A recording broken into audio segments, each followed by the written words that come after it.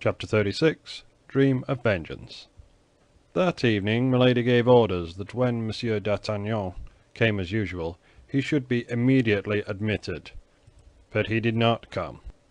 The next day Kitty went to see the young man again, and related to him all that had passed on the preceding evening. D'Artagnan smiled.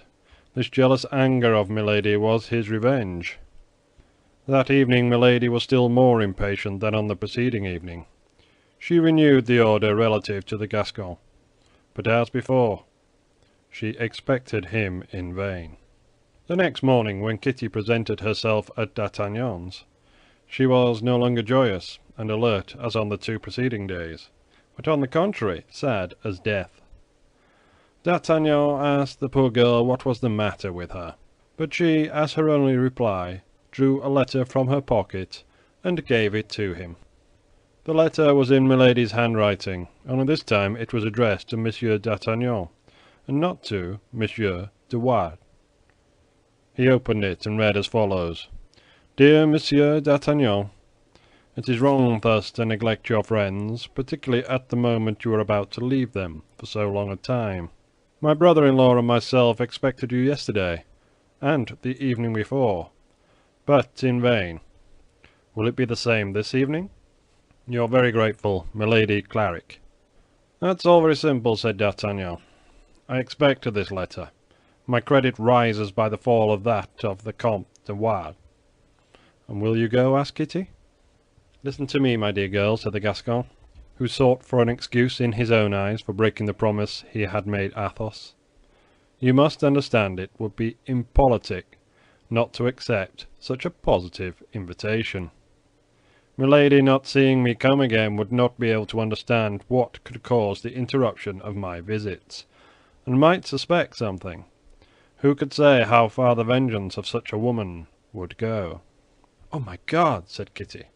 You know how to represent things in such a way that you are always in the right.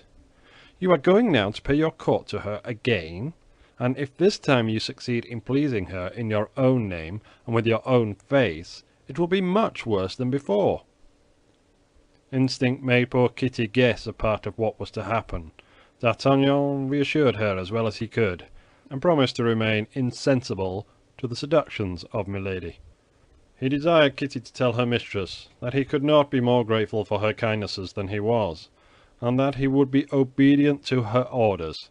He did not dare to write for fear of not being able, to such experienced eyes as those of Milady, to disguise his writing sufficiently.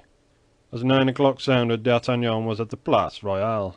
It was evident that the servants who waited in the antechamber were warned, for as soon as D'Artagnan appeared, before even he had asked if Milady were visible, one of them ran to announce him.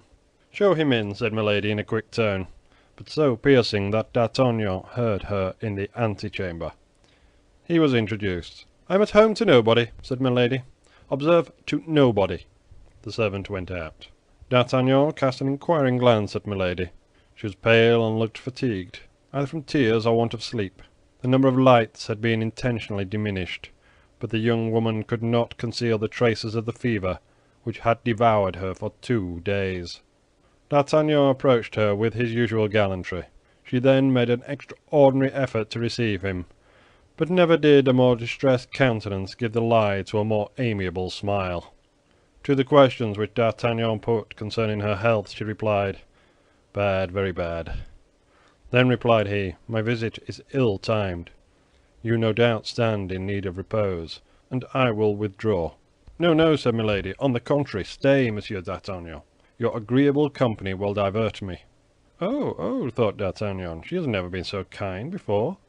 En garde." Milady assumed the most agreeable air possible, and conversed with more than her usual brilliancy. At the same time, the fever which for an instant abandoned her returned to give lustre to her eyes, colour to her cheeks, and vermilion to her lips. D'Artagnan was again in the presence of the Circe who had before surrounded him with her enchantments. His love, which he believed to be extinct, but which was only asleep, awoke again in his heart. Milady smiled, and D'Artagnan felt that he could damn himself for that smile. There was a moment at which he felt something like remorse. By degrees Milady became more communicative. She asked D'Artagnan if he had a mistress. "Alas," said D'Artagnan, with the most sentimental air he could assume, "can you be cruel enough to put such a question to me? To me, who, from the moment I saw you, have only breathed and sighed through you and for you." Milady smiled with a strange smile. "Then you love me?" said she. "Have I any need to tell you so? Have you not perceived it?" "It may be, but you know, the more hearts are worth the capture, the more difficult they are to be won." "Oh, difficulties do not affright me," said D'Artagnan. "I shrink before nothing but impossibilities." "Nothing is impossible," replied Milady, "to true love." "Nothing, madame?" "Nothing," replied Milady. "The devil!" thought D'Artagnan. "The note is changed. Is she going to fall in love with me, by chance, this fair inconstant? And will she be disposed to give me myself another sapphire, like that which she gave me for De Wardes?" D'Artagnan rapidly drew his seat nearer to Milady's. "Well now," she said, "let us see what you would do to prove the love of which you speak." "All that could be required of me. Order, I am ready." "For everything?" "For everything," cried D'Artagnan, who knew beforehand that he had not much to risk in engaging himself thus. "Well now, let us talk a little more seriously," said Milady, in her turn drawing her armchair nearer to D'Artagnan's chair. "I am all attention, madame," said he. Milady remained thoughtful and undecided for a moment. Then, as if appearing to have formed a resolution, she said, "I have an enemy." "You, madame?" said D'Artagnan, affecting surprise. "Is that possible? My God! Good and beautiful as you are." "A mortal enemy." "Indeed?" "An enemy who has insulted me so cruelly that between him and me it is war to the death. May I reckon on you as an auxiliary?" D'Artagnan at once perceived the ground which the vindictive creature wished to reach.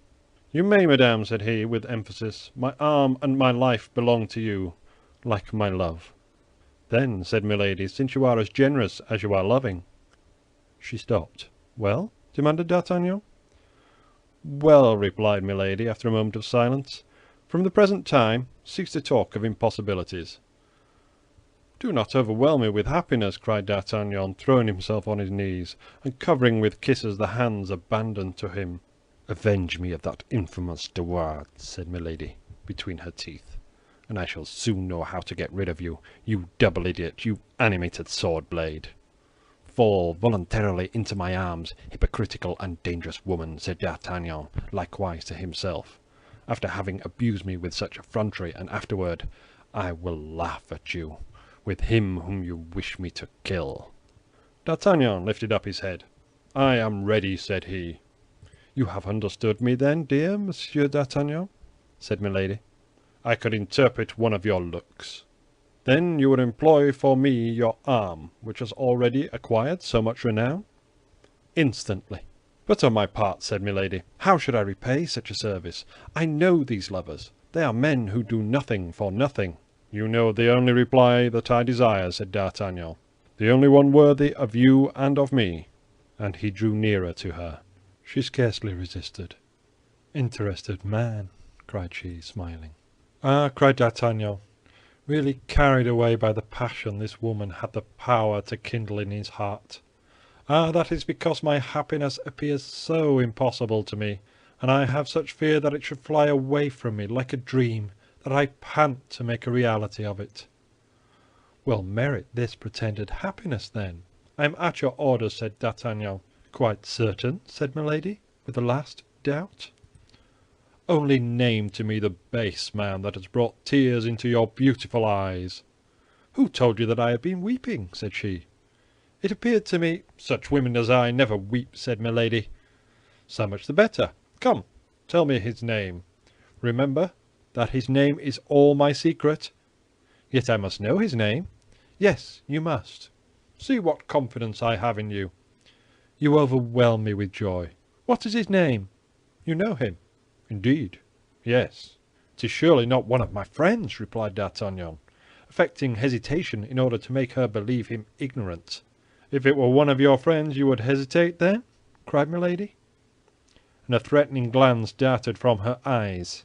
"Not if it were my own brother," cried D'Artagnan, as if carried away by his enthusiasm. Our Gascon promised this without risk, for he knew all that was meant. "I love your devotedness," said Milady. "Alas, do you love nothing else in me?" asked D'Artagnan. "I love you also, you," said she, taking his hand. The warm pressure made D'Artagnan tremble, as if by the touch that fever which consumed Milady attacked himself. "You love me, you?" cried he. "Oh, if that were so, I should lose my reason." And he folded her in his arms. She made no effort to remove her lips from his kisses, only she did not respond to them. Her lips were cold. It appeared to D'Artagnan that he had embraced a statue. He was not the less intoxicated with joy, electrified by love. He almost believed in the tenderness of Milady. He almost believed in the crime of De Wardes. If De Wardes had at that moment been under his hand, he would have killed him. Milady seized the occasion. "His name is—" said she in her turn. "De Wardes, I know it," cried D'Artagnan. "And how do you know it?" asked Milady, seizing both his hands and endeavoring to read with her eyes to the bottom of his heart. D'Artagnan felt he had allowed himself to be carried away, and that he had committed an error. Tell me, I say," repeated Milady. "How do you know it?" "How do I know it?" said D'Artagnan. "Yes, I know it because yesterday Monsieur de Wardes, in a saloon where I was, showed a ring which he said he had received from you." "Wretch!" cried Milady. The epithet, as may be easily understood, resounded to the very bottom of D'Artagnan's heart. "Well?" continued she. "Well, I will avenge you of this wretch," replied D'Artagnan, giving himself the airs of a Don Japhet of Armagnac. "Thanks, my brave friend," cried Milady. "And when shall I be avenged?" "Tomorrow, immediately, when you please." Milady was about to cry out "immediately," but she reflected that such precipitation would not be very gracious towards D'Artagnan. Besides, she had 1,000 precautions to take, 1,000 counsels to give to her defender, in order that he might avoid explanations with the Count before witnesses.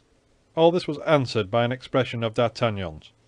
"Tomorrow," said he, "you will be avenged, or I shall be dead." "No," said she, "you will avenge me, but you will not be dead. He is a coward." "With women, perhaps, but not with men.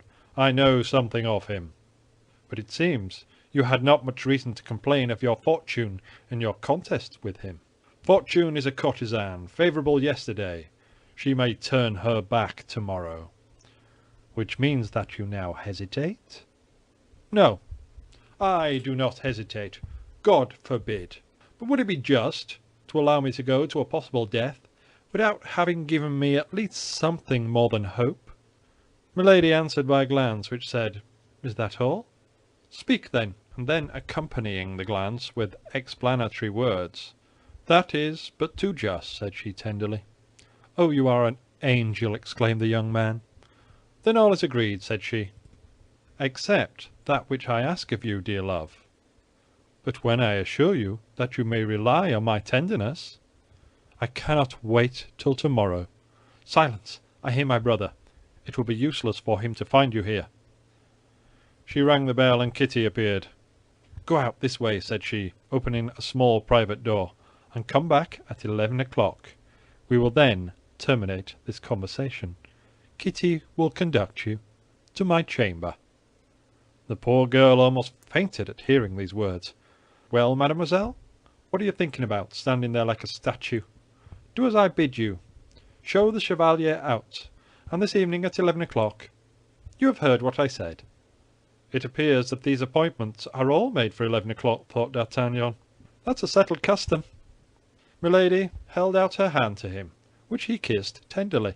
"But," said he, as he retired as quickly as possible from the reproaches of Kitty, "I must not play the fool. This woman is certainly a great liar. I must take care.